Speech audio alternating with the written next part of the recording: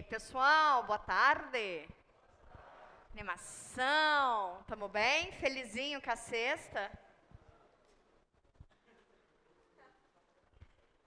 Mas não tá felizinho por quê? Porque chateado porque poderia ter saído melhor, chateado porque a prova foi mais difícil do que esperava, chateado porque a prova estava fácil e aí quem se lascou foi porque não se organizou com o tempo. Terceira opção. Então, a falta de organização é de vocês e não minha? Ah, então tá bom. Então eu tô de boa. Eu tô de boa.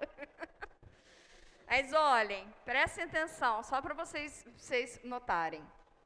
Vou chamar a atenção de alguns fatos da prova, tá? Primeiro, tem pessoas nas salas auxiliares? Não temos. Então, beleza, vai geral concentrar aqui. Chamar atenção para algumas coisas. Por exemplo, na avaliação. Alguém percebeu, por algum acaso, alguém percebeu que os limites das assíntotas, pelo menos de duas assíntotas, lá do gráfico, eram exatamente os limites lá da primeira questão?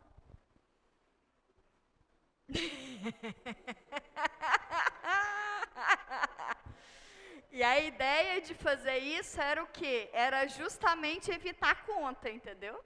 Ah, já fez uma vez, fala pelo item 1, vral, vida que segue. Gente.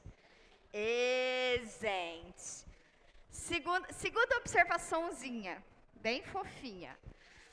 Qualquer um dos gráficos, qualquer um desses, porque o que eu fiz foi pegar uma família de funções e dar algumas perturbações nela. Vocês perceberam, por algum acaso, que um gráfico muito semelhante a ele a gente tinha feito há 2 aulas anteriores? Isso aí sim, né? Não? O gráfico marromeno, alguma coisa ali semelhante, tinha uma assíntota vertical e uma oblíqua. Do mesmo jeitinho, semelhante a uma que a gente tinha feito, né? Tá bom.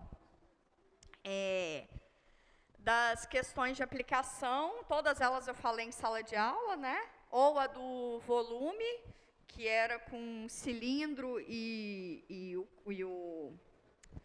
o cone, né? Ou era esse, que era para maximizar um ou minimizar o outro, né? Que eu não me lembro se de manhã foi maximizar e aqui foi minimizar, não me lembro. Ou isso aí era otimização. Da bicicleta, do ciclista, eu acho que foi de manhã, então de tarde foi do skatista, se não me engano. E aí eu não me lembro qual que foi outra, se foi de outra de otimização ou outra de taxa relacionada para vocês, eu não me recordo. Mas enfim, não tinha nada diferente do que a gente já tinha feito, né? Foi do barquinho aqui? Do barquinho de taxa relacionada, não? Não, então, do barquinho foi de manhã, e aqui deve ter sido alguma de otimização, alguma outra. Foi a do cone e do cilindro, mas teve uma outra, eu acho. Ah, o da caixa, o volume da caixa, que também estava sucesso, né, gente? Não? Não? Marromeno. Gente. Tá bom. Mas olha só, independente disso, eu quero deixar um avisinho para vocês. Primeiro que vocês perceberam que a prova estava exatamente de acordo com o que a gente vinha fazendo. Logo, vocês conseguiram perceber que a prova é factível, né? Não vai ser uma coisa tirada do nada, não vai ser um negócio escabroso. O que vocês precisam para executar a prova bem feito é treino, não é? Sim? É treino de tempo e do que a gente diz em sala de aula, né? Então, não tem nada fora do esperado. Eu não sou a professora que vai fazer algo fora do esperado. Não vou, tá? Pode ser que, às vezes, dê alguma continha ali meio chatinha, pode ser, mas o gráfico era esperado, tinha mais ou menos feito coisa semelhante, de aplicação tinha feito coisa semelhante. As derivadas, a gente já tinha comentado que dava para separar, né? Fazia uma e depois a outra, né? Então, estava tudo dentro dos conformes, né? Tá? Então, e aí eu quero dar um avisinho para vocês. a prova de vocês, a segunda avaliação, essa daí até a semana que vem vocês devem ter a nota, tá? Até semana que vem eu devo, se tudo acontecer nos conformes, amanhã eu devo corrigir isso, aí eu dou uma morrida até quarta-feira, enfim. Termina, eu corrijo isso e aí depois vai lançar no sistema, até semana que vem vocês devem ter essa nota, tá? Esse é o esperado. Mas, independente disso, sexta-feira, não passa na frente da câmera, muito obrigada.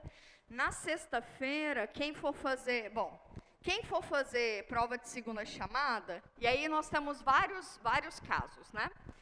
Quem for fazer a prova de segunda chamada, a prova de segunda chamada tem que ser requerida até quarta-feira, certo? Tem um formulário lá no Moodle para vocês fazerem o requerimento da segunda chamada. Tem alguns casos excepcionais que a gente conversou, tipo, pede a segunda chamada, fala que é isso, pede a segunda chamada, tá bom? Quem fez a primeira prova não tem direito a fazer a segunda chamada, só os casos excepcionais. Agora, quem fez a primeira prova e falou que não se saiu bem, existe uma possibilidade de terceira avaliação ao fim do curso, que eu vou falar disso mais para frente, tá bom? Mas, segunda chamada é só para quem não fez a primeira, ok? E aí tem que se justificar. Calma com os ânimos aí, rapidinho. Então, tem que requerer até quarta-feira para fazer essa prova na sexta? Na sexta. Você faz a prova na sexta. E aí, a sexta-feira, quem não vai fazer a segunda chamada, tem um encontro com os monitores, certo? Certo?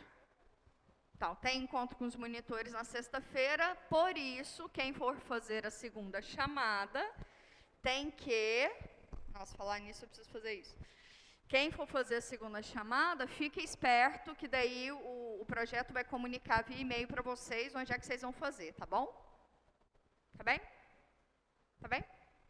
Então tá bem. O que mais? Tem gente que... Bom, o sistema caiu no sábado do Moodle, então teve gente que não conseguiu mandar um mapa mental. Essas pessoas que não conseguiram mandar um mapa mental, pode mandar via e-mail do projeto que a gente vai contabilizar, tá bom? Tá bem? Quem não conseguiu mandar um mapa mental, ok? Já fechou, amorzinho. Aí agora só o mapa mental mesmo, tá? Para quem tentou mandar o mapa mental e não funcionou, tá? O estudo dirigido fica aberto quase 15 dias. Por isso vocês têm que se organizar com essa história. Tá? Vamos aprender a distribuir o tempo aí. O que mais que eu tenho de aviso? Acho que é isso. Então, para quem não se sentiu muito confortável na avaliação, não acha que teve um bom desempenho, lá no Planner a gente previu uma terceira avaliação. Essa terceira avaliação substitui a nota menor das provas. Tá? É uma prova que é de todo o conteúdo, por isso vai ser feita só lá no fim do curso. E aí, se alguém, por exemplo, nessa prova, vou dar um chute, alguém, por exemplo, tirou 2 nessa prova, tá? Tipo isso, tipo esse cenário. E aí a pessoa acha que, com todo o conteúdo acumulado, consegue tirar mais de 2. No sentido de poder passar. Então, tipo, tirar um 5, pelo menos. Se a pessoa se garante que com o conteúdo todo acumulado consegue tirar ao menos 5 para poder passar, aí ela faz essa terceira chamada. Mas essa terceira chamada, se você tirar nessa última prova 1, esse 1 vai substituir o seu 2. Tá? Por isso que é substitutiva mesmo. A substitutiva substitui. Substitui a menor. Tá? Se você tirou 2, quer fazer ela para tirar 5, tirou 1 nela, seu 2 vira 1. Tá bom? Então, prestem atenção. Então, não é... E isso é para quê? Não é para quem já passou fazer essa terceira chamada. Não é esse tipo de gente que a gente quer acolher. Não é para tentar aumentar a nota. Não é essa a expectativa. A expectativa é, se você se saiu mal e você acha que você teve um upgrade que vale a pena, o acumulado, bom, vamos lá e faz. Tá bom? É isso que a gente está esperando com essa terceira chamada. Tem gente que entrou com o curso já acontecendo, então pode ser que essa terceira chamada de fato dê um upgrade aí, tá bom? Então é nesses casos aí. Agora, quem está com bom, quer tirar um excelente, não aconselharia. Não aconselharia. Tá bem? Então tá bem. Ou quem está com regular quer ir com bom, enfim. Tá, chega disso. Chega de avaliação. A história que eu quero passar com vocês, a moral dessa história toda de avaliação é: nós temos um mês até a próxima, mais ou menos, né? Mais ou menos um mês até a nossa próxima avaliação. Sei lá, vai ser no comecinho de julho, se não me engano. Não sei, 2 meses no máximo. Tá. É muito rápido, vocês concordam comigo? A gente está tendo curso desde março, fizemos a prova na última sexta-feira. Então, do conteúdo até a última prova, é muito rápido, é muito rapidinho. O que é que eu quero dizer com isso? É que se vocês cravarem, é bunda na cadeira, bunda, tempo na cadeira, ok? Bunda, tempo gasto na cadeira, ok? Se vocês gastarem bastante tempo trabalhando nesse 1 mês, 2 meses, é muito possível que vocês consigam recuperar. Então, é um trabalho concentrado de tempo, mas que é a metade da nota, ok? Certo? Vocês só precisam de 5 para passar, tá? Então, correr atrás do prejuízo é muito possível. E fiquem atentos, por favor, aos estudos dirigidos. Se alguém precisar de 0,3 na média, na média, e não tiver feito estudo dirigido, a primeira coisa que eu vou olhar, fez estudo dirigido, não fez, não quero nem saber, não vou nem olhar a prova, não vou passar revisão, nada. Não, nada. Revisão de avaliação, ok, vocês sempre podem pedir, mas vocês vão pedir isso quando vocês olharem a prova, que a gente vai dar esse tempo para vocês olharem a prova. Então, se na média passou o período de revisão, vocês precisam de 0,3 na média, se vocês não fizeram os estudos dirigidos, não vou nem olhar. Porque o 0,3 que faria vocês passarem era exatamente o 0,3 dos estudos dirigidos. Que eu estou falando há um tempo. Tá bem? Fique esperto com isso. Fique esperto com isso. Fecha essa gestalt, chega disso. Vamos falar, misericórdia. Vamos falar, então, desse nosso novo módulo. Esse nosso novo módulo é o cálculo integral, certo? Certo. Vocês vão perceber ao longo da nossa aula, não dessa aula, vocês vão perceber ao longo desse módulo que ele também depende do cálculo infinitesimal, na segunda parte de integração, tá bom? Nessa primeira parte agora, a gente vai falar de integral indefinida. E para falar de integral indefinida, a gente precisa de uma classe de funções que são chamadas primitivas, tá? Então, hoje, a gente já vai saber integrar algumas funções que são imediatas. Todas as outras que não são imediatas, nós vamos ver ao longo desse ciclo de atividades, tá? Então, nesse ciclo de atividades, a gente já vai ver todas as técnicas de integração. Nesse ciclo de atividade, nós já vamos ver todas as técnicas de integração. O que significa isso? Significa que vocês vão ter mais tempo para treinar, ok? Em algum momento eu já dei a outra sequência, eu já dei técnica de integração depois, e isso não é legal porque vocês têm menos tempo para treinar, tá?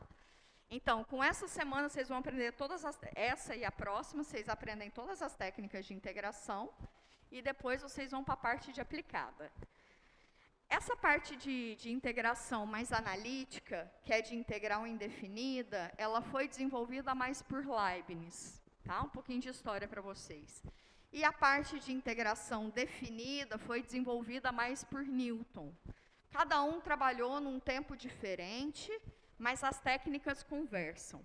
Essa técnica que Leibniz desenvolveu, que é de integração indefinida, ela é mais analítica, ela é ela é mais teórica e menos visual, menos geométrica. A do Newton, ela é mais geométrica, ela é mais visual. Então, quando a gente fala de integração definida, a gente está falando mais de aplicação geométrica. Área, volume, área entre curvas, volume de sólidos de revolução. Quando a gente fala de integral indefinida, a única aplicação é que isso vai te gerar uma família de funções com certo comportamento, tá? Então, você não tem muita aplicação, assim, é mais técnico mesmo, tá bom? Então, a nossa aula hoje vai ser mais técnica, mas, assim, a gente vai fazer continha o tempo inteiro, tá? A gente vai brincar bastante de fazer continha, tá bem? Podemos começar? Então, podemos começar. A dinâmica da aula vai ser o seguinte, eu vou apresentar slides e fazer continha com vocês. Slide e fazer continha. Cada aula minha é mais ou menos de um jeito, né? Vocês já perceberam isso. Tem umas que eu apresento o vídeo. Isso aqui vai ser slide e quadro. Podemos? Beleza. Então, vamos lá. Antes de tudo, a gente precisa de uma classe de funções. Lembra que eu falei para vocês? Eu digo que, se eu te dou uma função fzinha pequena, eu digo que uma função f grande é uma primitiva ou uma antiderivada da f pequena, se a derivada da f grande é a f pequena. Percebam que eu estou falando de antiderivada ou primitiva, e isso são os mesmos objetos, certo? Então, eu digo que uma função f grande é uma primitiva ou uma antiderivada de uma função f pequeno, se a derivada dessa f grande me dá a f pequena. Eu te dou a f pequena e pergunto sobre a f grande. Sacaram? Eu te dou essa f pequena aqui, eu te dou essa daqui e pergunto sobre a f grande. Tá? Vamos para a prática? Percebam que tudo que envolve derivada vai ser usada nesse momento. Absolutamente tudo que a gente viu sobre derivada e suas propriedades. Tá? Vamos fazer 4 exercíciozinhos.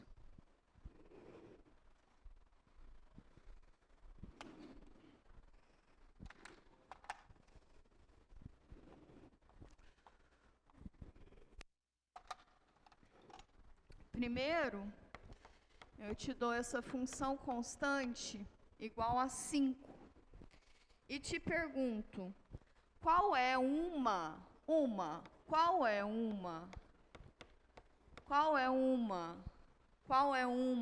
primitiva para f pequeno? Olha, percebam que eu estou falando bem especificamente, qual é uma, tá? Porque isso aqui é só uma, já isso vai fazer sentido para vocês. Qual é uma primitiva f grande para f pequeno? Ou seja, qual é a função f grande cuja derivada em relação a x dá f pequeno, que é 5? Qual?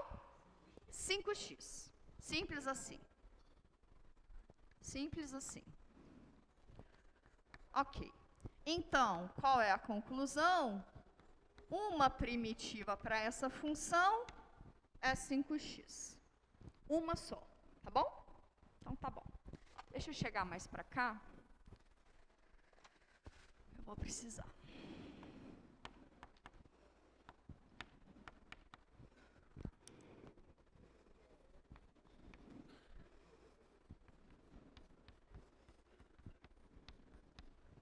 Ok. Próximo exercício, por favor. Item B. Eu quero uma primitiva para a função 2x.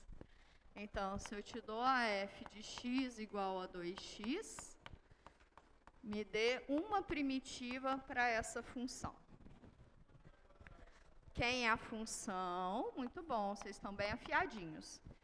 Quem é a função cuja derivada dá 2x, x ao quadrado. Ou seja, uma f2, uma primitiva, é x ao quadrado. Ok? Porque a derivada de x ao quadrado é 2x. Próximo exemplo. Uma primitiva para a função 6x ao quadrado.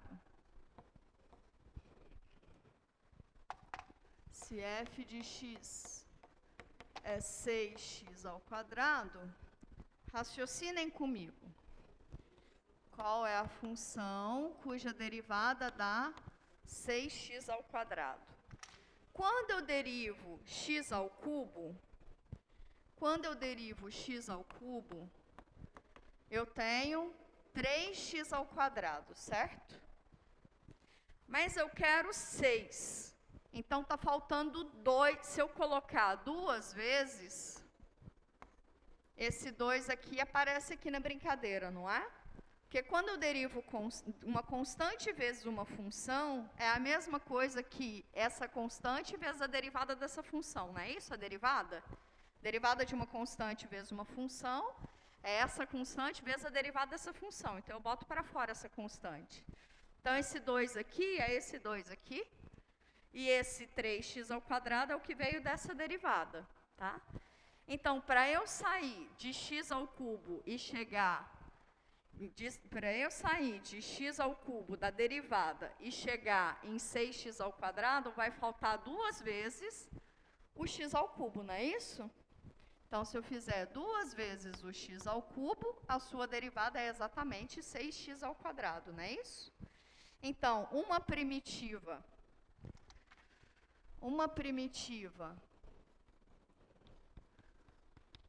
para 6x ao quadrado é 2x ao cubo. Estamos juntos? Todo mundo? Todo mundo está junto, né? Então, tá bom. Tá tranquilo até agora? Ok. Agora, vocês já perceberam por esse exemplo aqui, e isso eu não estou falando de nenhuma propriedade ainda de primitiva, né? Falando de nenhuma propriedade, eu estou só aplicando a definição, certo? Mas daqui a gente já vai herdar alguma coisa sobre escalar de primitivas, ok? E do próximo exemplo a gente já vai herdar alguma coisa de soma de primitivas, tá? Vamos para o item D. A função é 4x mais 6. Ok? Quem é uma primitiva para essa função? Bom, isso daqui, para dar essa função aqui, é natural que a primitiva da soma seja a soma das primitivas, não é isso? Eu quero uma função cuja a primitiva na soma me dê exatamente 4x mais c. Então, é natural de pensar que eu vou ter a soma de duas funções, não é? E aí, a primeira primitiva vai me dar 4x e a outra primitiva tem que dar 6, não é isso? Ok. Qual é a função na qual, quando eu derivo, me dá 4x? 2x ao quadrado. E qual é a função que, quando eu derivo, me dá 6? Perfeito. Então, aqui é 2x ao quadrado mais 6. 6x. E beleza. F4 de x. 2x ao quadrado mais 6x. Vem comigo, então. Então, aqui logo em seguida a gente já percebe algumas propriedades de primitivas, né? Uma delas é a seguinte. Raciocina comigo. Faria alguma diferença se Porque percebam que eu falei uma primitiva até agora, né? Uma primitiva para essa função, uma primitiva. Se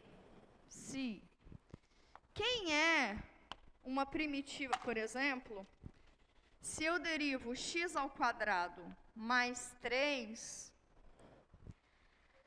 qual é a primitiva? Essa função aqui, ela é primitiva de quem? Da mesma função 2x, não é isso? Por quê? Derivada de x ao quadrado, 2x. Derivada de constante, 0. Então, uma primitiva para a função 2x é também x ao quadrado mais 3. Concordam comigo? É também, é uma outra primitiva. Sei lá, uma f5 de x ao quadrado mais 3. Do mesmo jeito que eu coloquei 3, poderia ter colocado 4, 5, π, qualquer raiz de 2, qualquer número real, né? Então, x ao quadrado mais algum c, com esse c sendo um número real. Isso quer dizer o quê? Que quando eu achar uma primitiva, na verdade, a menos de constante, eu achei todas as primitivas possíveis. Porque as primitivas de uma função se diferem por uma constante. Então, para que eu dê todas as primitivas possíveis de uma função, o que eu preciso acrescentar é apenas uma constante. Ou seja, quando eu achar uma primitiva, eu achei todas as famílias possíveis de primitivas. Tá? Professora, família possível, que coisa esquisita.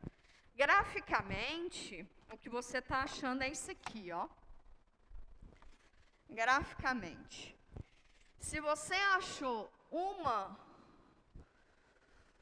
primitiva, por exemplo, essa daqui seria para c igual a 0, não é? Essa primitiva aqui seria para c igual a 0. Se o c você particularizar ele para números inteiros, essa primitiva aí transladada, você acha toda a família, né? Então, a família de primitivas, na verdade, é essa curvinha, várias dessa curvinha, né? Transladadas. Se você olha para c só como sendo números inteiros, tá bom? Então, essa seria a interpretação mais próxima que a gente pode ter desse resultado, tá? Quando você obtém uma família de primitivas. Na verdade, você está achando uma família de curvas que são paralelas a essa passando pela origem, para c igual a 0. Tá bem? Isso aí, para o povo da dinâmica, isso aí é interessante. Para nós aqui não vai mudar nada, não. Tá bem. Mas daí, então, a gente tem algumas observações, tá? A gente pode formalizar isso da seguinte maneira. Se f, então, é uma primitiva da função f pequena, em um intervalo, então, na verdade, f de x mais c, onde c é uma constante qualquer, ainda é primitiva para a função. Tá? Vamos demonstrar isso? A demonstração dessa observação aí é exatamente isso, né? Que a gente comentou. Observação. Se eu tenho, então, que f grande é primitiva para f pequeno, na verdade, f grande de x mais c também é primitiva, né? Para f pequeno. Como é que a gente demonstra isso? Facinho. Partindo desse lado, se eu tenho que a f grande é uma primitiva para f pequeno, por definição, isso aqui acontece, certo? Derivada da f grande me dá f pequeno. Ok? Isso é por definição. Se eu quero mostrar que f de x mais c, com c número real, também é primitiva para f pequeno, eu tenho que mostrar que a derivada aqui de f de x mais c também dá f pequeno, não é isso? Concordam comigo? Vocês estão comigo? O que significa a f grande ser uma primitiva para f pequeno? Quer dizer que a derivada da f grande dá f pequeno, certo? Isso é da definição. Se eu quero mostrar que f grande mais c é uma primitiva para f pequeno, eu quero mostrar, então, que a derivada da f grande mais c também me dá f pequeno, não é isso? Quer? Certo? Mostrar que f grande é uma primitiva da f pequeno, quer dizer que a derivada da f grande é da f pequeno. Se eu quero mostrar que f grande mais c é uma primitiva para f pequeno, eu quero mostrar essa igualdade, que essa derivada me dá f função f pequena aqui embaixo. Tá? É isso que eu quero mostrar. Então, vamos partir desse lado. O que significa a derivada da soma? É a soma das derivadas. Qual é a derivada de constante? 0. Então, isso aqui vai embora. Qual é a derivada da f grande? F pequeno. Então, acabou-se, né? Simples assim. Tá? Ok. Próximo passo é mostrar o seguinte: se eu tenho duas funções que são primitivas de uma mesma função, então essas duas funções se diferem de uma constante. Olha só para vocês verem como é que a gente escreve isso. Se eu tenho f grande e g grande primitivas, então eu posso escrever elas como sendo uma mais a outra, uma menos a outra, dando alguma constante. As duas se diferem de constante, as duas são iguais a menos de posição no R2, ok?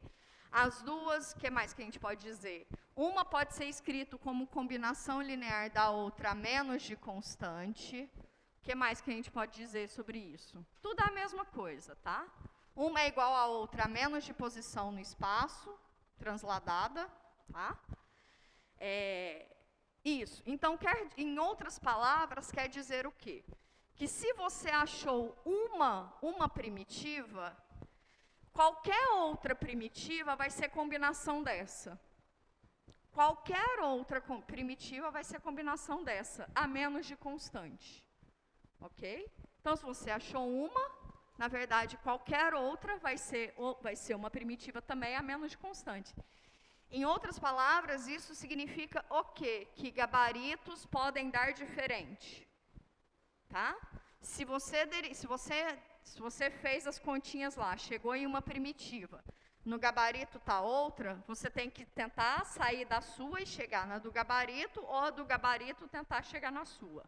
Tá? Significa que, como é que você vai se certificar que está certo? Você vai ter que derivar e dar a função anterior. Tá bom? Então, podem ser que gabaritos deem diferente por causa disso. Porque se você acha uma primitiva, qualquer outra é uma combinação dessa a menos de constante. Tá bom? Tá bem? Tá bem, vamos demonstrar esse trem rapidinho também. Observação 2. Se eu tenho que f grande e g grande são primitivas de f pequeno, então f grande é g grande a menos de constante, para alguma constante. Tá? Como é que nós vamos demonstrar esse negócio? Lembra de um passado muito recente que, se, sei lá, uma função t de x dava um número tipo 3, tá? A sua derivada é igual a uma constante. Vou pôr uma constante k qualquer. Então, a derivada sempre é uma constante, sempre é zero, certo? Derivada de constante é sempre zero. Se uma função possui derivada em todos os pontos igual a zero, quer dizer que ela é uma constante, certo? Isso é um se só se. Concordam comigo? A gente demonstrou ao longo do nosso curso. A derivada de constante é sempre zero. Se uma função possui derivada identicamente nula para todo domínio, então essa função é constante. Tá? Então, é isso que a gente vai usar. Se eu quero mostrar que f menos g de x é igual a alguma constante, eu vou fazer a derivada de f menos g de x, mostrar que essa derivada é igual a zero. Se a derivada de f grande menos g de x grande for igual a zero, quer dizer que as duas são iguais a menos de constante, não é isso? Concordam comigo? Se eu chamo de t de x igual a f grande de x menos g grande de x, ok? Se eu mostrar que essa derivada aqui é igual a zero, quer dizer que essa função aqui é uma constante, não é isso? Não é isso? Então é isso que eu vou fazer. Tá vendo que a gente está usando exatamente tudo que a gente sabe sobre derivadas, né? Já que primitiva é uma antiderivada, então a gente herda todas as propriedades. Então é isso que a gente vai mostrar. Qual é a derivada de f grande menos g grande de x? Linha. Derivada da soma, soma das derivadas. O mesmo acontece com a diferença. Agora, se f e g são primitivas de f pequeno, quer dizer que a derivada de f grande é igual a f pequeno, e quer dizer que a derivada de g grande é f pequeno também, certo? Isso aqui é por hipótese. Ou seja, quem é f grande linha de x? F pequeno. Quem é g grande linha de x? F pequeno. Estou somando e subtraindo a mesma coisa, isso é zero. Se a derivada de um troço ao longo de todo o seu domínio deu zero, quer dizer que esse troço aí é uma constante. Ou seja, f se difere de g por alguma constante. Bem? A gente usou todo o nosso curso até agora. Tá? Para amarrar, quando a gente tem essas duas observações em mãos, a gente pode concluir o seguinte teorema. Se f grande é uma primitiva de f pequeno, então a primitiva mais geral de f pequeno é f grande mais c, onde c é uma constante arbitrária. Ou seja, se você acha uma primitiva, a menos de constante você achou toda a família de primitivas. Tá? Achar uma primitiva, ou seja, se você tem uma primitiva, na verdade você achou toda a família de primitivas. Tá? Elas podem ser, no sentido de olhar, algebricamente distintas, mas você consegue fazer manipulações algébricas de uma e chegar na outra e vice-versa. Ok? O que eu estou dizendo? Quando a gente investigou uma primitiva para essa função, e a gente chegou nessa primitiva, ok? Quem é a família mais geral de primitivas para essa função? É essa daqui. Posso juntar todas as constantes em um pacote só.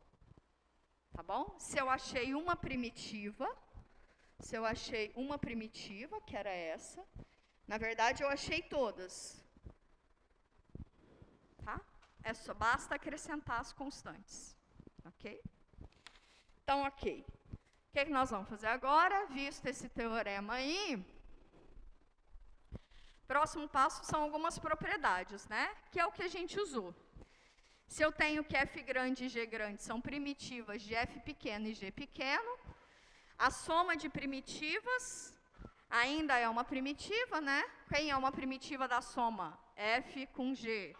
É a soma das primitivas. Quem é uma primitiva para constante vezes a função? É a constante vezes a primitiva. É isso que a gente usou nos exercícios C e D, não é isso? Foi exatamente isso que a gente usou e aqui, não é? Sim? Sim? Vocês estavam tão interagidos, agora parece que morreu? Tá bom? Tá, aquelas propriedades é exatamente o que a gente usou aqui e aqui. O que eu venho fazendo é só formalizando o que a prática já mostrou pra gente. Tá? Então tá bom. Próximo passo. Vamos para umas primitivas imediatas. Antes de ir para essas primitivas imediatas, vem aqui comigo. Vamos deduzir uns par de primitiva aqui juntos, tá?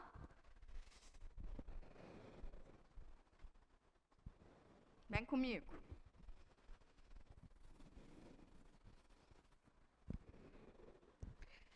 Bom, Se eu tenho uma função da seguinte cara, f de x igual a uma constante qualquer,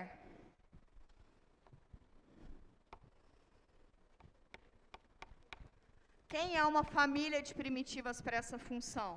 Quais são as funções quando eu derivo me dá k? K vezes x. Então, a família de primitivas é k vezes x, mais uma constante arbitrária aqui, que pode ser o que você quiser, desde que isso seja um número, tá? Desde que isso seja um número. É que senão fica k e c, isso fica feio. É mais um número aí, qualquer número, tá? Ok. Se você tem... Vem comigo. Qual é uma primitiva para a função x? Quem é uma primitiva para a função x? Quem é a função que quando eu derivo me dá x? X ao quadrado sobre 2 foi o que assopraram. Por quê? Vem comigo. Vem comigo. Quando a gente deriva x ao quadrado, dá o quê? 2x. Tem esse 2 aqui sobrando, não é? Se eu dividir por 2 de k, é a mesma coisa que dividir 2 por k. Porque lembra que isso aqui é uma constante e sai para fora, né? E isso aqui me dá exatamente x. Então, é x ao quadrado sobre 2. Vamos fazer para o cubo? Quem é a função, quem é uma primitiva para f de x igual a x ao quadrado? Qual é a função mais próxima de x ao quadrado quando eu derivo? Para dar x ao quadrado, eu sei que x ao cubo, quando eu derivo x ao cubo, me dá 3x ao quadrado, certo? Então, para cair em x ao quadrado, está sobrando 3. Concordam comigo? Está sobrando 3. Então, se eu tiro 3 aqui e tiro 3 aqui, ok? Sim?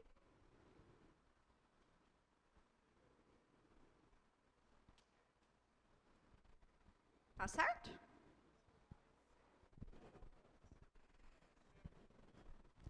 Acontece é que aqui, ó, tá sobrando, isso aqui vai dar o 3 sobre 3x ao quadrado, não é isso? Aí sim, aí esse aqui me dá x ao quadrado. Sacaram a ideia? Sacaram a ideia? Beleza. Próximo passo, então, seria, se f de x, qual é uma função? Qual é a função que, quando eu derivo, me dá x ao cubo? Se eu derivo x à quarta, aparece um 4 aqui multiplicando, não é? Então, se eu tirar os 4 daqui, quando eu multiplicar, isso aqui é 4 sobre 4, me dá o x ao cubo que eu procuro. Okay? Então, vocês percebem que, se a função ela tem grau 1, uma primitiva para ela tem grau mais 1 dividido sobre esse novo expoente, não é isso?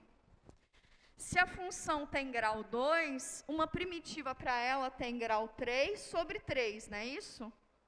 Certo? Então, de maneira indutiva, a gente pode mostrar, a gente verifica o seguinte. Se a função é um polinômio de grau n, e aí vai ser importante que esse n seja diferente de -1, já eu falo para vocês, uma família de primitivas para ela é o quê? X elevado a n, uma família de primitivas é da forma x elevado a n mais 1 sobre n mais 1, mais sua constante arbitrária favorita. Ok? Desde que essa constante seja um número. Entenderam a sacada? Entenderam a sacada? Sim? É indutivo mesmo.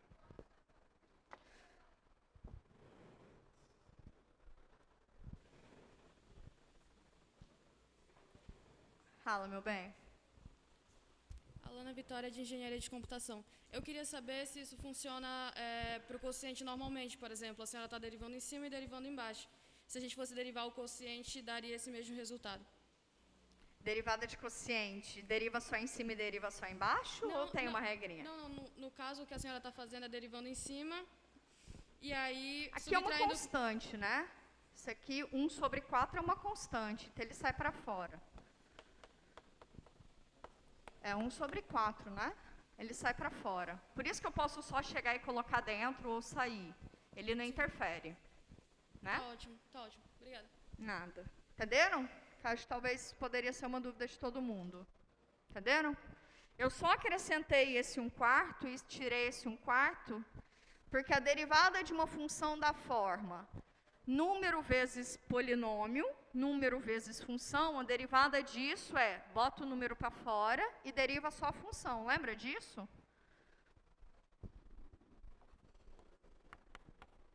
O que é a derivada disso? Bota o 2 para fora e deriva só a função, não é isso? O que é a derivada de 2 vezes e elevado a x? Bota o 2 para fora e deriva e elevado a x, não é isso? Sim? É isso que eu estou usando, o tempo inteirinho. Tá? Então, esse 2 que está aqui, ele pode sair, né? É exatamente esse rolê aqui, ó. Era x², a derivada de x² é 4x ao cubo. Então, se eu dividir esse camarada aqui por 4, eu estou dividindo esse camarada aqui por 4 também. Que é multiplicar por 1/4. Sacou? Que é a mesma coisa. Tá bem? Tá todo mundo comigo? Então, tá bom. Ok. Deduziram junto? Fomos junto? Que agora a gente precisa ir para o próximo. Depois de polinômio, a gente já fala do que dá ruim, né? Por que essa regrinha não vale quando x é igual, quando n é igual a -1? Se o n é igual a -1, se o n é igual a -1, quer dizer que eu tenho x elevado a -1. Mas o que é x elevado a -1? É 1/x, não é isso?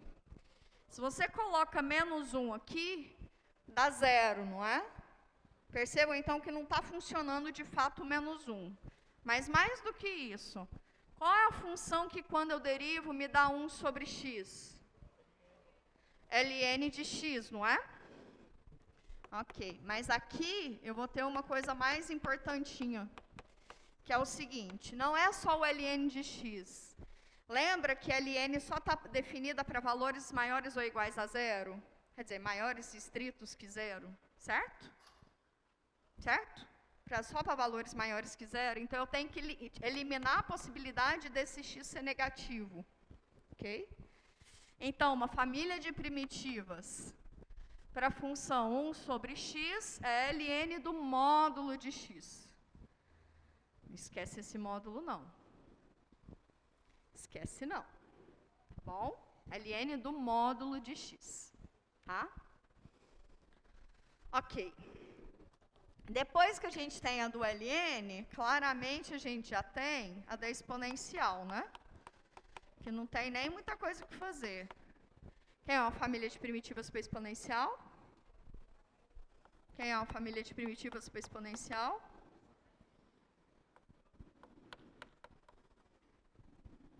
Certo? Certo. E aí, logo em seguida, vem as trigonométricas, né?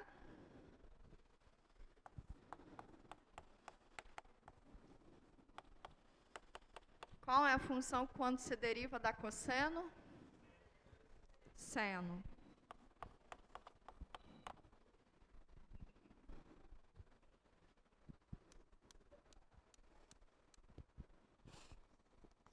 Qual é uma família de primitiva para seno? Menos cosseno.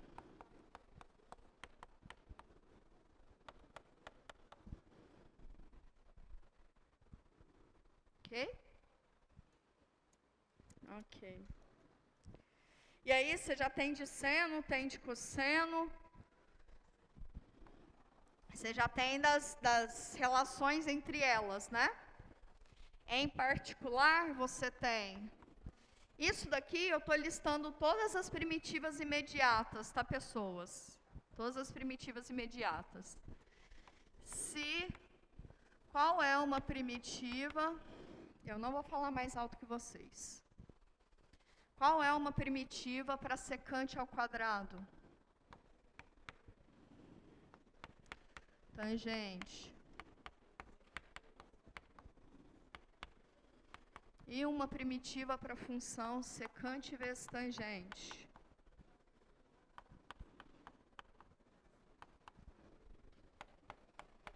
Qual é? Secante.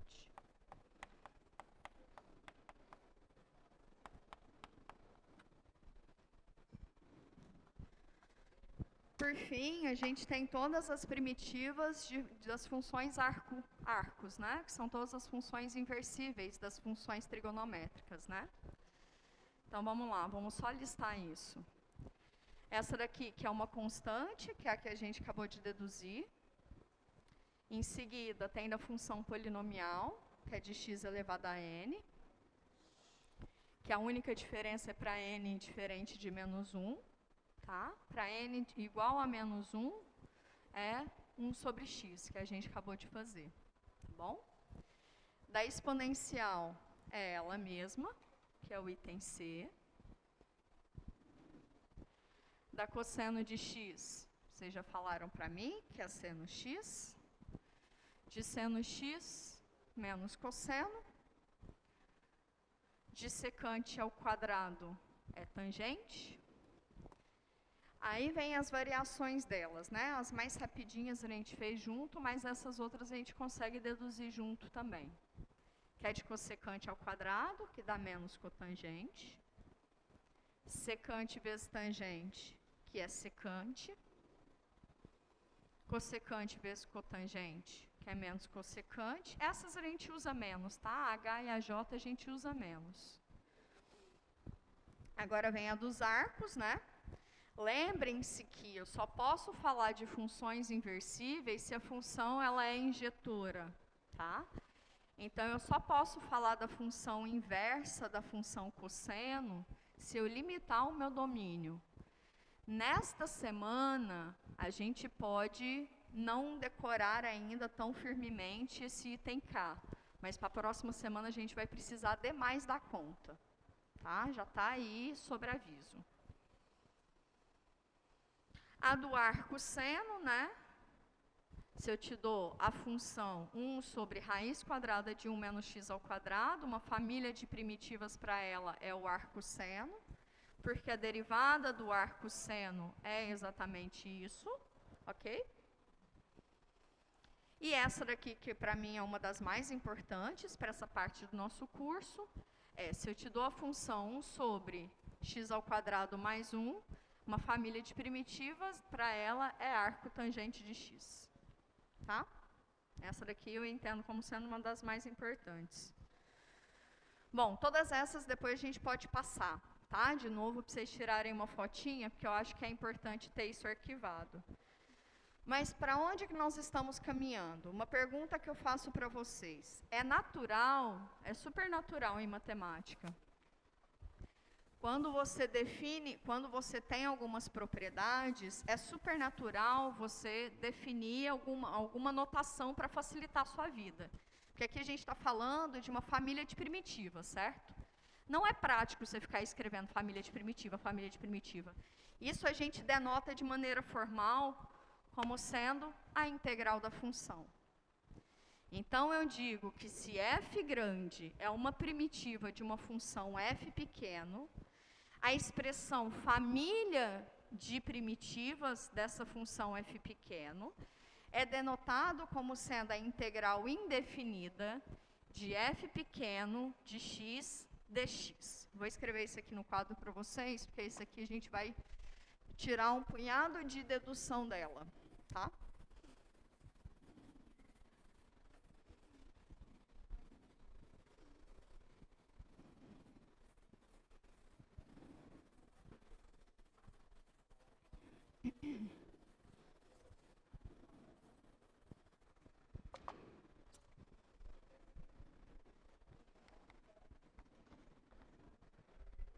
Nossa, o que está acontecendo com vocês, gente?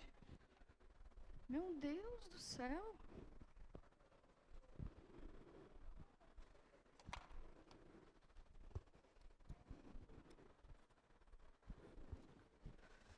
Se f grande é uma primitiva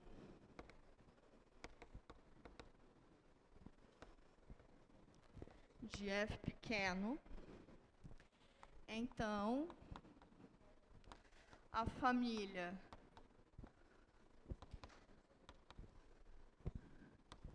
f grande de x mais uma constante, onde essa constante é um número real, é denotada por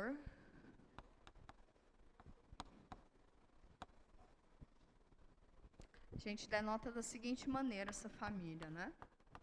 F de x mais c, isso aí, na verdade, a gente vai dar uma notação para essa família de primitivas de uma função f pequeno. A gente vai chamar de integral da f pequeno de x, d de x. Tá? Integral indefinida. E agora vem bastante nomezinhos que são importantes, tá? Essa cobrinha, a gente chama de integral, ela vem lá do grego, e o nome dela, ela simboliza o S, tá? Um Szinho grego, que é de somatório, que neste momento não faz sentido nenhum para a gente. Mas quando a gente falar de integral indefinida, vai fazer todo sentido, tá? Então, esse símbolozinho que é essa cobrinha, é chamada de integral. Adivinha como é que a gente chama o camarada lá dentro? Isso aqui de fora é integral, lá dentro é o integrando. Muito criativo. Muito criativo. E aí entra esse dx, que não é um produto. Esse dx, ele está te contando qual é a sua variável em questão que você está integrando. Tá? Então, o dx é o diferencial em relação à variável x. Diferencial. Vou te contar o quão esse negócio é importante. Primeira coisa. Isso daqui, para qualquer pessoa que minimamente saiba matemática, não significa nada. Isso aqui sozinho não significa nada. Tá? Nada. Então, se eu ver um símbolo desse aqui na prova, eu não sei o que é isso. Eu sei o que é isso. Isso eu sei. Isso eu sei. Isso aqui, se colocar só isso na prova, para mim isso aí é um rabisco, é qualquer coisa. Tá? Mas com um dx faz sentido. Então, se vocês não colocarem um dx, não sei o que é. Não tem argumento. Tá? Outra coisa que é importante, pensa aqui comigo. Esse dx aqui está te contando qual que é a variável em questão, certo? Quando você, um exemplo da importância desse dx, qual que é a derivada de x vezes y? Eu não sei. Se você não me conta quem que é a variável, eu não sei. O que é que você quer calcular aí? Não sei. Agora você fala para mim, não, considerando x como sendo a variável, ok. Considerando y como sendo a variável, ok. Certo? Tá claro para todo mundo? É exatamente isso que interfere esse dx. É exatamente isso. Qual é a integral de xy dx? Se x é a sua variável, então isso aqui é y, x ao quadrado sobre 2, mais a sua constante arbitrária de integração. Entenderam? X vezes y. Quem é a sua variável em questão? É x. Então, o y para mim funciona como sendo uma constante, do mesmo jeito que aqui funciona como sendo uma constante. Não bota x, não bota y, bota 2, 3, 4, qualquer coisa.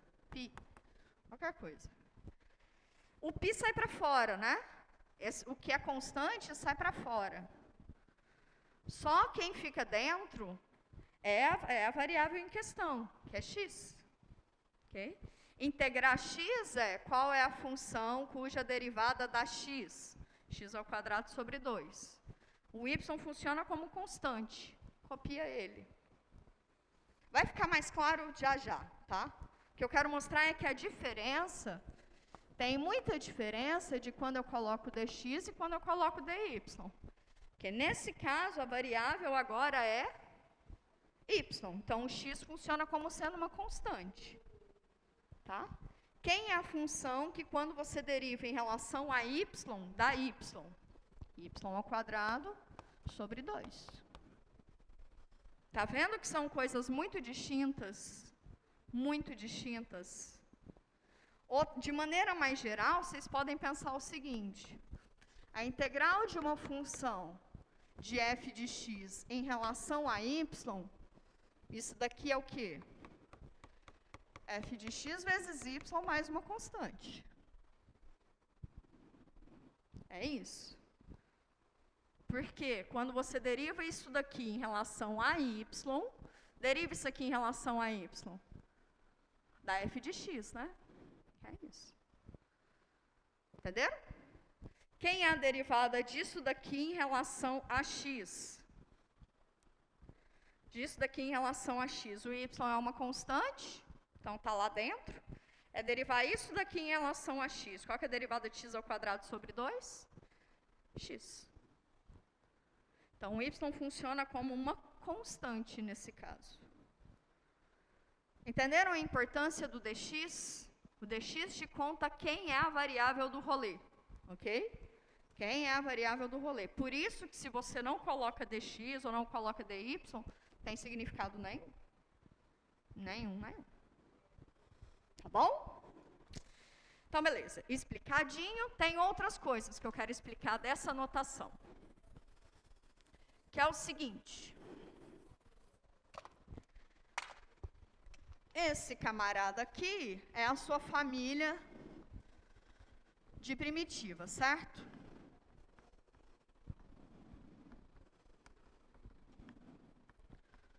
Ok.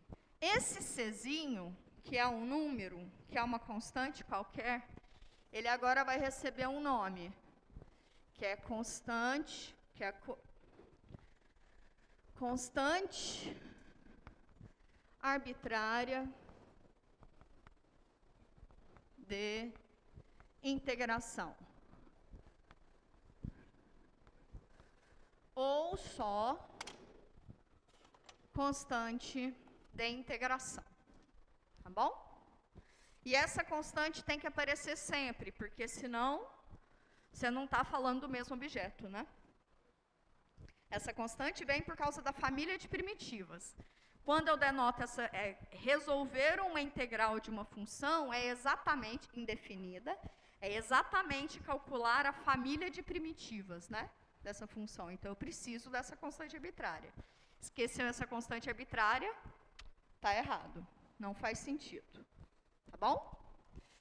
Então, a gente já tem um catatal de integrais, né? Só algumas propriedades aqui rapidinhas. Que integral de constante vezes função, a constante sai para fora. Integral da soma, soma das integrais. E tudo isso, na verdade, vem lá das primitivas. São propriedades das primitivas, tá? Todas essas são herdadas. Quais são as integrais que a gente já tem em mãos? Daqui. Qual é a integral de 5dx? 5x mais c, né? Qual é a integral dessa função de 2x dx? X ao quadrado mais c, não é isso? Deriva essa. Não volta nessa? Sim. Qual é a integral? Uma integral para 6x ao quadrado dx.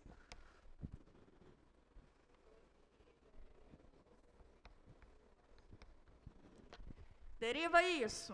Não dá isso? Qual é a integral para 4x mais 6 dx?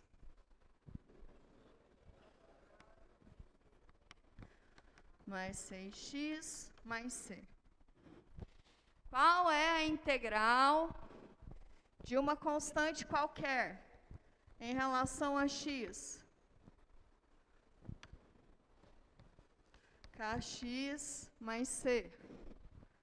Qual é a integral de um polinômio qualquer dx? X elevado a n mais 1 sobre n mais 1 mais c, desde que o n seja diferente de menos 1. Qual é a integral de 1 sobre x dx? Ln do módulo de x mais sua constante arbitrária de integração favorita. Qual é a integral da exponencial de x dx? Ela mesma mais a sua constante arbitrária de integração favorita. Qual é a integral de cosseno de x dx? Seno de x mais sua constante arbitrária de integração favorita. Qual é a integral de seno de x dx menos cosseno de x mais sua constante? Qual é a integral da secante ao quadrado? Tangente de x mais c. Qual é a integral da secante vezes a tangente? Secante mais sua constante arbitrária. Fizemos um monte. Certo? Todas essas são chamadas primitivas imediatas. Tá? Essas daqui. Logo, são integrais imediatas. Tá? Então, a gente já achou um catatal de integração rapidinha. Tá? Quando a gente começar a fazer composições entre essas funções, ou produtos entre essas funções, é que vão entrar as técnicas de integração. Cenas dos próximos capítulos. Tá? Próximo slide. Vamos achar uma primitiva aqui bem simprona. 3 vezes seno de x. E a próxima também, bem simprona.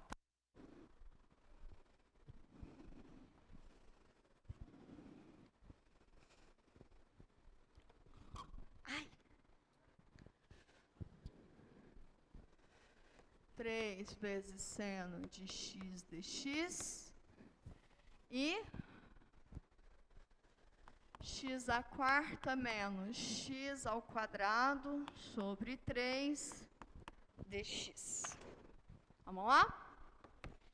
3 vezes seno de x dx, o 3 vem para fora do seno. Qual é a integral do seno? Menos 3 vezes cosseno de x, mais a constante arbitrária de integração favorita. Okay? Professora, não sei se está certo. Claro que você sabe se está certo. Deriva esse camarada aqui. Se voltar aqui no de dentro, está certo.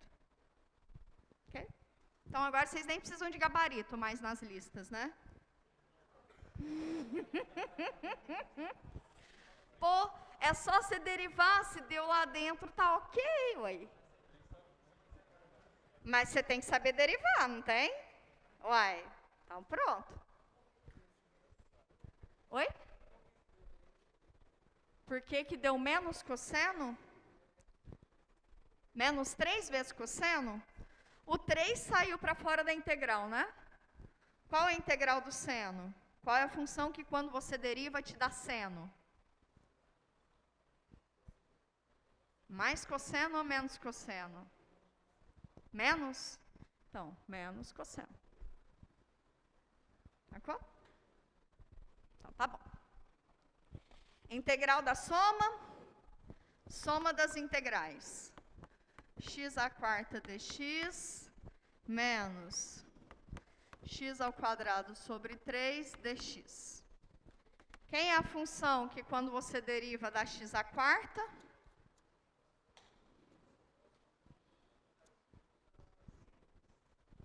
X à quinta sobre 5. Você só não aumenta 1 no expoente, divide por esse novo expoente, que é o item 2. 1/3 sai para fora. Quem é a função que quando você deriva dá x ao quadrado? X ao cubo sobre 3. Mais a constante arbitrária de integração.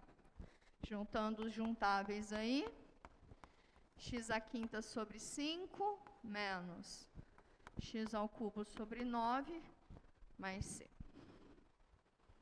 Ok? Ok. Próximo slide. Próximo importante. Bom, até agora, a gente está achando primitivas de funções, mas a gente não se questionou quais são funções que possuem primitivas, não é isso? Todas as funções que eu apresentei para vocês são funções que possuem primitivas. Mas o que elas têm em comum? Elas são contínuas. Tá? Então, uma função, para que ela tenha primitiva, ela tem que ser contínua. Esse tipo de exercício aqui não é um tipo de exercício que é característico de prova, mas ele é uma pergunta natural para quem começa a estudar esse tipo de objeto, tá? Fala, mas por que essas funções ela tem primitiva? Porque todas elas são contínuas. Se uma função não é contínua, ela não vai ter primitiva. Ela vai ser integrável em outros universos, não nesse. Tá? Porque funções que possuem primitivas são funções que são integráveis, né? Nesse nosso mundo euclidiano, fofinho, real, elas serão integráveis, ou seja, elas vão possuir primitivas. Funções que não são contínuas não terão primitivas. Tá? Vou dar um exemplo para vocês. Uma função definida no 0,2, fechado, que de 0 até 1 e de 1 até 2 vale 0, e que em 1 vale 1, ok? Essa função ela é descontínua do tipo removível. Se eu remover x igual a 1 e colocar valendo 0, ela passa a ser contínua, tá? Ela é do tipo só removível. Então, bora mostrar que essa função não possui primitiva. Ok? E aí, então, isso daí fica um exemplo, né? De funções que não são contínuas, não possuem primitivas. Agora, existe uma parte de estudo, né? Os estudos em matemática que teorizam o cálculo é chamado de análise, tá? E análise real, então, é analisar funções reais, seja de uma variável ou de n variáveis, enfim. Então, estudo de análise real é estudar funções reais, tá? Agora, então elas têm, por exemplo, e nesse universo, as funções integráveis, elas têm que ser funções contínuas, tá? Agora, onde é que se estuda a integração de funções que não são contínuas? Para isso, a gente tem uma outra área da matemática chamada teoria da medida. A teoria da medida estuda isso. Que você define um espaço para o qual essa função que não é contínua no modo real seja contínua ou tenha propriedades para a qual ela seja integrável naquele universo, tá? Então, isso é muito natural em matemática. Coisas que você faz no mundo real, que não valem no mundo real, você define algum mundo no qual aquilo ali vale, e aí você faz coisas lá. Tá bom? Então, tá bom. Só curiosidade. Então, vamos lá. A minha função ela vale 0 se o x de 0 até 1 aberto, de 1 até 2 fechado, e vale 1 no x igual a 1. Okay? Ela é uma função tipo assim. No x igual a 1, ela vale 1. Então, sei lá, está aqui esse pontinho. E de 0 até 2, certo? Ela vale 0. É isso? X igual a 1, ela vale 1, e fora isso, ela vale 0. É essa função. Ela é contínua se eu descer esse pontinho e definir a função aqui. Caso contrário, ela não é contínua, é um tipo removível. Tá bom? Beleza. Vamos mostrar que essa função não tem primitiva. Suponha que essa função, vamos fazer por absurdo, tá? Por contradição. Suponha, então, que essa função f, que f grande, seja uma primitiva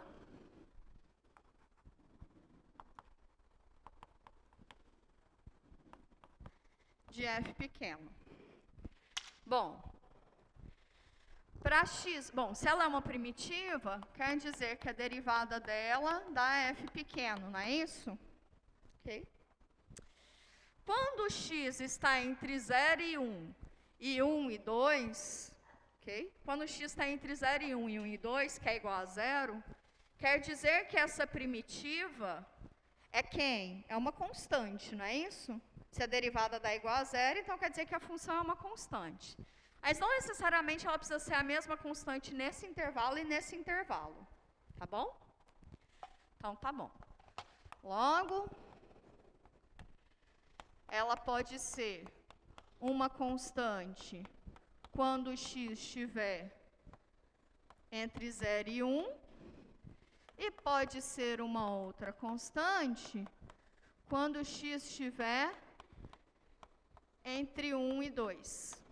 Ok? Não necessariamente são as mesmas constantes. Tá? Esse aqui é igual a 0. Ok. E aí? E agora? Vem comigo. Se, para que, lembra que a gente concluiu que para que essa função f grande exista, ou seja, para que a função possua primitiva, a função f tem que ser contínua, não é isso? Lembra que a gente concluiu isso? Então, por um lado, a função f grande, essa função aqui, ela é contínua, não é? Se essa função aqui ela é contínua em todos os pontos, em particular, ela é contínua em x igual a 1 aqui e x igual a 1 aqui também, não é isso? Ou seja, o limite de x tendendo a 1 pela direita, que vai dar essa, quer dizer, essa daqui é a esquerda, pela esquerda de f1 de x é igual ao limite de x tendendo a 1 pela direita de f2 de x, certo? Que vem para cá. Esses dois existem e são iguais. Mas se a função é constante, por exemplo, o que é o limite de x tendendo a 1 de 2? 2, né? Não depende de x, então é só uma constante. Então, o limite de f1 de x, como f1 de x é uma constante, limite de uma constante é ela mesma, não é isso? Tá? Então, isso aqui quer dizer que, por um lado, isso aqui é C1, por um lado, isso aqui é C2. Certo? Então, C1 é igual a C2. O que significa C1 ser igual a C2? Quer dizer que, na verdade, as duas primitivas são iguais. Ok? Então, elas não são diferentes. Elas são iguais. Por outro lado, como a f grande, como a f1 quer dizer, como a f grande é uma primitiva da f pequeno, ok? Em que essa f grande, eu já vou chamar ela de sendo C1, porque C1 é igual a C2, pode ser só C1. Okay? A derivada de uma função constante em qualquer ponto é sempre igual a 0, não é? Mas quem é f1 por hipótese? É 1. Então, eu cheguei que 0 é igual a 1. Isso aqui é o quê? Um absurdo, né? Isso aqui é um absurdo. Como que a gente chegou nesse absurdo matemático? Porque a gente partiu do pressuposto que a f, sendo descontínua, possuía primitiva. Foi exatamente esse o problema que deu. Tá? Exatamente esse. Aqui que deu ruim. Daqui para cá, eu disse, olha, pode ser primitiva e podem ser distintas. Esse cálculo aqui mostrou, não, se possuir primitiva, essas primitivas são iguais. Aí, então, se tem primitiva e é a mesma ao longo dos dois intervalos, o fato da f grande ser uma primitiva, ser uma constante e ser uma primitiva da função fzinho, para todo ponto ela tem que ser contínua, né? Ou seja, a f de 1, f grande linha em 1, tem que ser igual a f de 1. Tá? Mas a derivada de qualquer constante sempre é zero, por um lado, porque a f é uma constante, e a f de 1, por hipótese, é igual a 1. Zero não é igual a 1, chegamos no absurdo matemático. Ok? Exercícios como esse caem em provas? Minhas, não. De outras pessoas pode ser que caia, provas minhas, não. Tá? Mas esse é um exemplo natural de quando você começa a questionar quais são as funções que possuem primitivas. Tá? As funções que são contínuas. Tá bom? Tá bom. Então, agora o seguinte. Vem comigo, vamos fazer mais um exercício. Que é simples, bem do simples, mas que pode começar a dar um buguinho em vocês. E aí vocês vão perceber que muitas das funções que vocês forem integrar, depende muito do jeito que vocês olham para ela, tá? Depende do jeito que vocês olham para ela. Tem que olhar com mais carinho, não, brincadeira. Mas é isso, depende do jeito que você olha. Aí a gente faz essa, aí eu tiro uma integral da minha cachola, a gente resolve junto, e aí a gente termina a aula, pode ser? Pode ser? Então tá bom.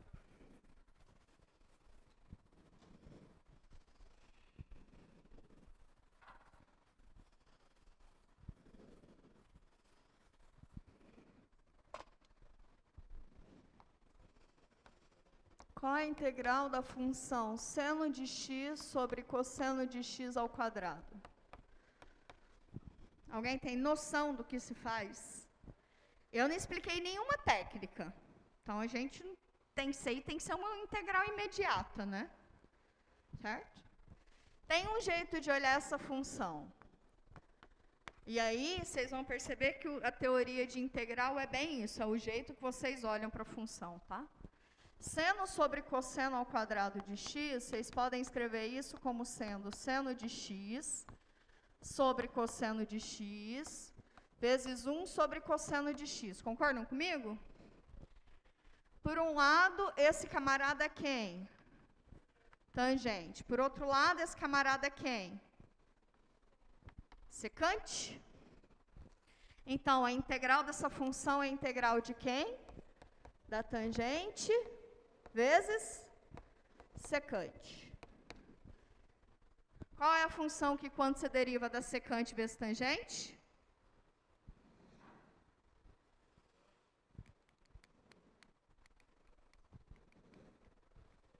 Está lá no quadro 3, gente. Pelo amor de Deus, para de sofrer.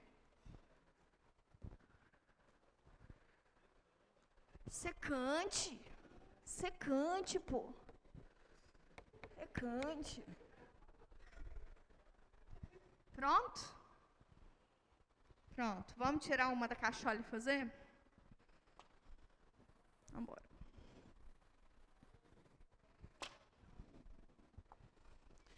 Integral de 3e elevado a x mais x elevado a menos 1 mais 2x elevado a menos 3 mais... Opa, esse aqui não pode. 7 cosseno de x dx. Tá bom. Integral da soma, soma das integrais, né? Pode até colocar um meninhos aqui. Quer dizer, pode deixar aqui, bota um meninhos aqui. Aí me perguntaram um negócio na aula de manhã que pode ser que seja interessante discutir aqui. Perguntaram para mim, não precisa colocar um parênteses aqui? Não precisa. Não precisa. Tem gente que é mais purista que coloca esse parênteses. mas não precisa. Por quê? O dx é sempre lá no fundo e ele está te contando qual é a variável, só isso. Você não precisa disso para depois meio que fazer uma distributiva, sabe? Para quebrar. Não, não tem isso, tá? Como é que a gente pode escrever essa integral, então? Como sendo a integral de 3 vezes e elevado a x dx menos integral de x elevado a menos 1 dx mais integral de 2x elevado a menos 3 dx mais integral de 7 cosseno de x dx. Ok? Vocês vão perceber mais para frente que você não vai precisar ficar quebrando isso tudo a vida inteira, do mesmo jeito lá nas derivadas, tá bom? Mas até esse momento, para a gente criar mais habilidade, a gente vai dar umas quebradas assim. Então, beleza. A constante sai para fora, né? A integral de 3 vezes e elevado a x é 3 vezes a integral de e elevado a x. Menos. O que é x elevado a menos 1? 1 sobre x, né? Integral de 2 vezes qualquer coisa, o 2 vai para fora. Precisa transformar esse menos aqui? Não, né? Pode deixar ele aí. Mais 7 vezes a integral cosseno de x dx. E agora vai. Quem é a integral de e elevado a x dx? Não ouvi. Integral da exponencial? Ela mesma. Integral de 1 sobre x dx? Ln do quê? Ln do quê? Do módulo de x. Mais 2 vezes a integral de um polinômio. Aumenta um no expoente, divide por esse novo expoente, não é isso? Se você acrescenta 1 em menos 3, dá quanto? Não ouvi? Menos 2 sobre menos 2. Ok? Tá bom. Mais 7 vezes. Qual é a função que quando você deriva dá cosseno? Seno. Acabou? Mais C. Mais sua constante arbitrária da integração favorita. Tá? Dá para arrumar esse menos 2, que esse 2? Dá para arrumar. Botar esse meninhos aqui. Vai embora esse camarada aqui, que esse camarada aqui. Dá ainda para descer esse x a menos 2. Mas não precisa essas firulas aí, não. Mas vocês entenderam, né? Tá.